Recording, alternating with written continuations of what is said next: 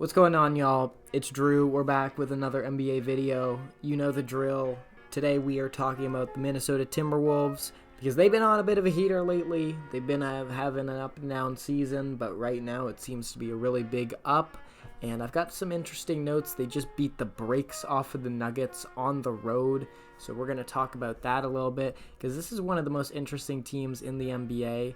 Title for this video is going to be like something like, I don't know, the most volatile team in the NBA or the most random team in the NBA.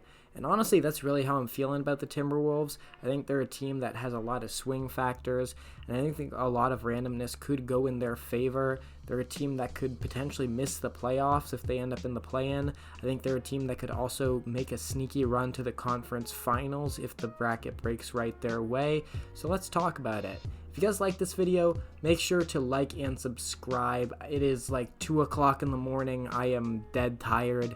So that like and that subscription would really go a long way for me. And make sure to drop some ideas for videos over the next month or so in the comments. I am pretty much out of video ideas for the next week. It's a good thing that the Timberwolves have been on this heater, otherwise I wouldn't have had a video for you guys this week.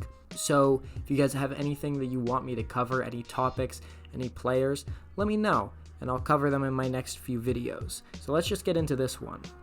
So the Minnesota Timberwolves have had a really weird season. Obviously, there's been a lot said about the subtraction of Karl-Anthony Towns and the addition of Julius Randle. I think that swap has had mixed results for the Timberwolves, and because it has looked so good for the Knicks, a lot of people have really been poo-pooing the way the Timberwolves have performed by extension. But, you know, honestly, lately, Julius Randle has started to fit a lot better with this team. He was hurt recently, but in their last 10 and now 11 games where he's been healthy, the team is on an 11-0 streak. So he has been fitting in much better. He has scored for most of the season at a pretty decent rate. He is still a solid playmaker in the right circumstances, and he's got a lot of raw talent. So he's not a bad player per se. Obviously his game is not always the most visually appealing unless you like a guy who's going to just sort of grind you down into the post and, you know, play for turnaround middies or step back middies or just a whole bunch of post up mid-range shots. You know, sometimes it looks really cool, sometimes it is really, really, really annoying. But lately it's been a lot better because I think he's sort of been deferring to his other options and he hasn't been taking as many bad shots. He still hasn't been a good three-point shooter on the season. He's a very streaky shooter. Julius Randle has pretty much always been a streaky three-point shooter. I think he was in the three-point contest one year, but other than that year, he's really never been a consistently elite one. But I think because the Timberwolves have sort of had to find a way to make this very ragtag team of just decent playmakers, they really don't have a lead point guard to sort of really define their offense in any meaningful way, you know, because Mike Conley is just starting to get too old. I think because of that, everyone on this team has had to play make by committee, and Julius Randle is actually leading the team in assists right now. So that is certainly an interesting development for them, just how Julius Randle has sort of fit into this more egalitarian approach. This team has really been prioritizing a lot of movement, a lot of transition play, and also a lot of cutting in the half court. This team, honestly, really they don't have a ton of great offensive talents other than Anthony Edwards is a very good offensive player. Jaden Mcdaniels is starting to come around, but Dante DiVincenzo has been bad on offense. Rudy Gobert is occasionally the worst offensive player I've ever seen. He literally has very few skills outside of just having a massive catch radius, and sometimes that doesn't even help him. So yeah, he does get you double-digit points, but that's because he's fucking huge and gets the minutes to do so. We know that Rudy Gobert is not a fantastic offensive player. Naz Reid is pretty good, but he's somewhat inconsistent, and he is also their sixth man, so he can really only do so much, although he has been pretty damn good this season, I will say. Although I haven't really heard much from him either. I think we've sort of just come around to the idea that Naz Reid is sort of just, you know, he is who he is at this point. He's not really the phenom he was earlier in his career. Again, Dante DiVincenzo, bad. Mike Conley, mostly not very good. Haven't really gotten a ton out of their young guys either, although some of them have started to come around in a meaningful way. I'm really liking the Jalen Clark minutes. He's a good defender, although he's like a low volume guy, but he does hit his threes at a really good rate. Terrence Shannon plays like a vet. He plays like he's supposed to be on the court. He's, again, a low volume guy, but I like the minutes that he gets, even though he is still at the end of the bench. Rob Dillingham hasn't really done anything this season. I don't think he's very good right now. I don't know if he's going to be very good ever. So again, you look at this team and you look at their offensive personnel and you think they should really be hanging their hat on defense.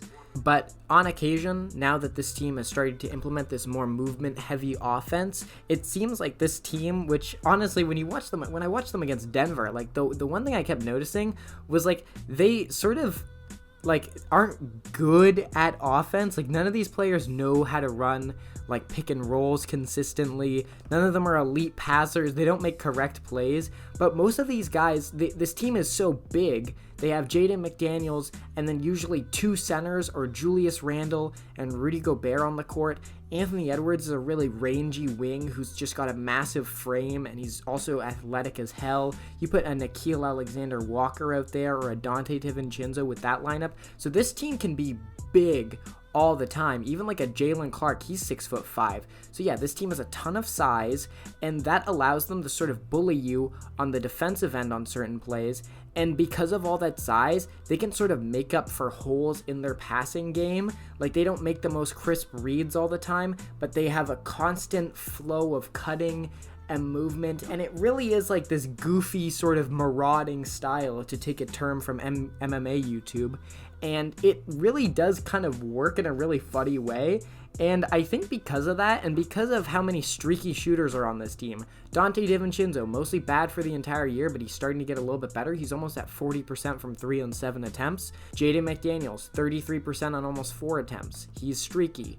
Julius Randle is streaky. Anthony Edwards is a crazy high-volume three-point shooter on great efficiency. So when you look at, and then they have like young guys, you know, Jalen Clark, Terrence Shannon. I really do think in a playoff series, if they are down big or if they need like a jolt of energy, I think they have the exact kind of young guys you need to sort of suddenly rattle off a 12-0 run when your team needs that sort of push. So when I look at this team going into the playoffs, I think the Minnesota Timberwolves have got to be the most volatile team, at least in the Western Conference.